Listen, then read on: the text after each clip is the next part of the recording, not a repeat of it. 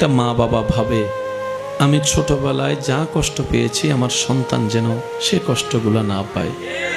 অনেক বাবা আছেন পড়ার বই ছিল না বলে বন্ধুর থেকে গাইড ধার করে পড়েছে, ওই কষ্টটা চিন্তা করে উনি পরিশ্রম বাড়িয়ে দিয়েছেন এই ভেবে আমার ছেলে মেয়ের যেন কারো কাছে ভিক্ষা করে হাত পেতে গাইড নিতে না হয়, বই নিতে না হয়।